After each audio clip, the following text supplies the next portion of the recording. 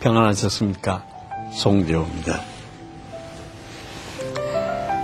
제가 아는 어떤 분이 아들의 애칭을 푸른 바다라고 지었습니다. 이유를 물어봤더니 블루오션 전략에서 힌트를 얻었다고 하는데요. 치열한 경쟁시장에서 아웅다웅 갇혀 사는 사람들이 아니라 무한한 창조의 바다를 헤쳐나가는 꿈의 사람이 되라는 의미라고 합니다. 푸른 바다 어떻습니까? 새롭게 시작되는 한 주 주님의 말씀을 통해서 생각의 틀을 바꾸고 푸른 바다의 주인공이 되시길 바랍니다. 오늘의 말씀 함께 보시겠습니다.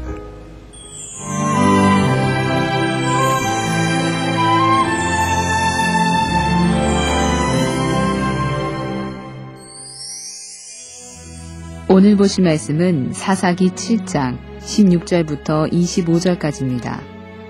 300명을 세대로 나누어 각 손에 나팔과 빈 항아리를 들리고 항아리 안에는 횃불을 감추게 하고 그들에게 이르되 너희는 나만 보고 내가 하는 대로 하되 내가 그 진영 근처에 이르러서 내가 하는 대로 너희도 그리하여 나와 나를 따르는 자가 다 나팔을 불거든 너희도 모든 진영 주위에서 나팔을 불며 이르기를 여호와를 위하라 기드온을 위하라 하라 하니라. 기드온과 그와 함께한 100명이 이경초의 진영 근처에 이른즉 바로 파수꾼들을 교대한 때라. 그들이 나팔을 불며 손에 가졌던 항아리를 부수니라. 세대가 나팔을 불며 항아리를 부수고 왼손에 횃불을 들고 오른손에 나팔을 들어 불며 외쳐 이르되 여호와와 기드온의 칼이다 하고 각기 제자리에 서서 그 진영을 애워싸매 그 온 진영의 군사들이 뛰고 부르짖으며 도망하였는데 300명이 나팔을 불 때에 여호와께서 그 온 진영에서 친구끼리 칼로 치게 하심으로 적군이 도망하여 스레라의 베시다에 이르고 또 답밭에 가까운 아벨무홀라의 경계에 이르렀으며 이스라엘 사람들은 납달리와 아셀과 온 므낫세에서부터 부름을 받고 미디안을 추격하였더라.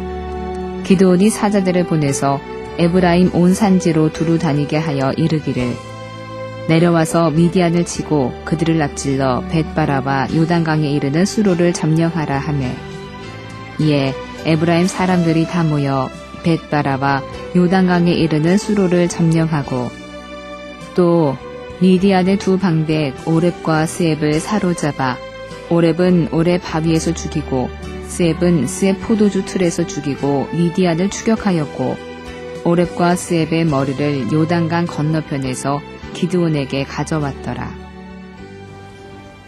무기 하나 편변 없는 기드온 300용사가 어떻게 미디안을 이길 수 있었을까요? 하나님의 방법은 기드온에게 어떤 초자연적인 힘을 부여하는 것이 아니라 놀라운 지혜를 주시는 것이었습니다. 기드온은 300용사들에게 각각 나팔과 빈 항아리 그리고 횃불 하나씩을 들게 했습니다. 보통 나팔은 한 중대에 한 사람 정도 가지는 것입니다. 그런데 그들은 돌아가는 이스라엘 백성들로부터 나팔을 인수해서 개인이 모두 하나씩 가지고 있었던 것입니다.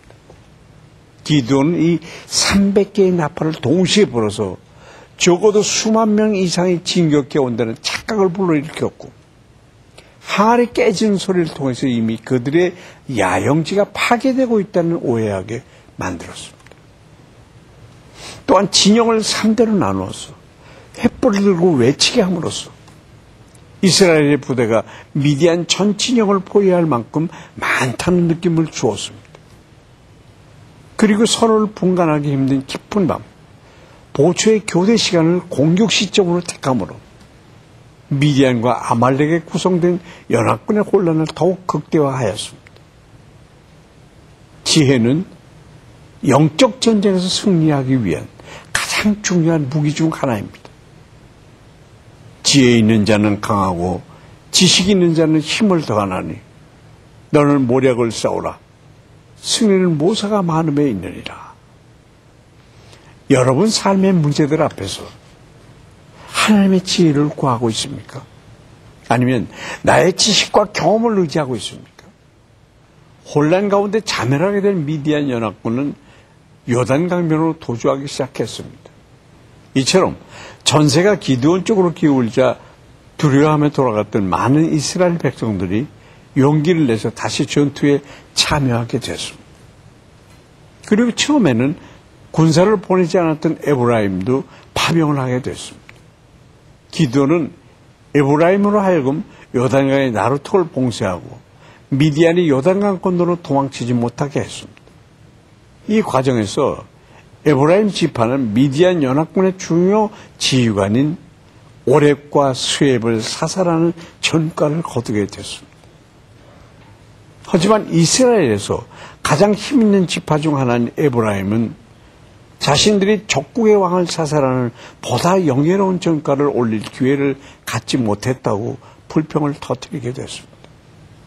에브라임은 하나님의 영광보다는 자기들의 명예에 더욱 관심 있는 자들이었습니다.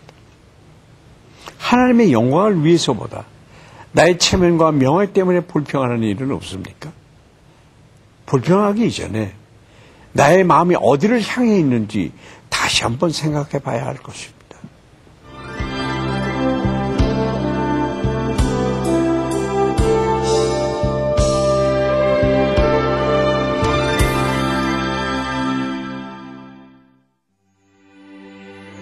전능하신 하나님 아버지 감사합니다. 오늘 말씀을 통해서 하나님의 방법은 언제나 놀랍고 사람의 생각을 뛰어넘는다는 것을 깨닫게 됐습니다. 인생의 어려운 문제 앞에서 우리는 얼마나 나의 생각과 경험을 의지하는지요. 어떤 어려운 일을 만나든지 나의 생각과 경험이 아니라 하나님의 말씀을 믿고 의지하면서 은혜와 승리를 체험하는 저희가 되게 하여 주시옵소서. 오늘도 주님 주신 지혜대로 복된 하루를 살아가게 해 주시옵소서. 예수님의 이름으로 기도합니다. 아멘.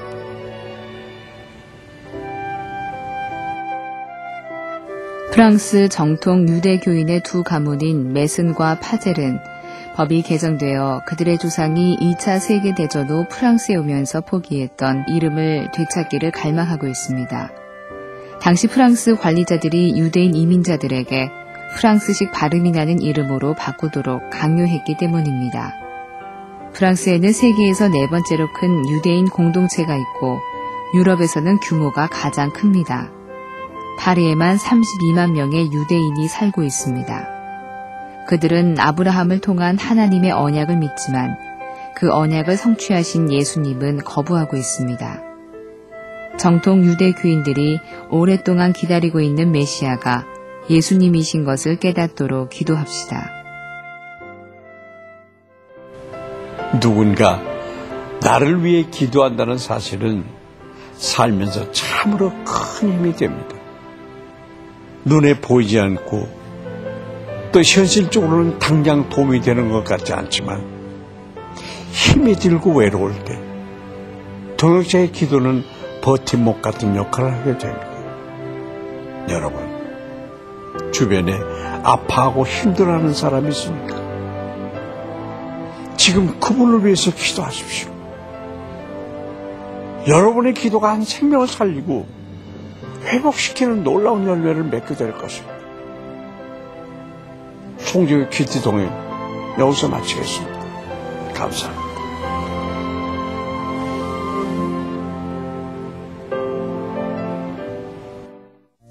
이 프로그램에는 GTM에서 큐티 교재 GT를, 책으로 만나는 성지 순례 답사기 바이블 루트를, 수아영에서 기초 화장품을 협찬해 주셨습니다.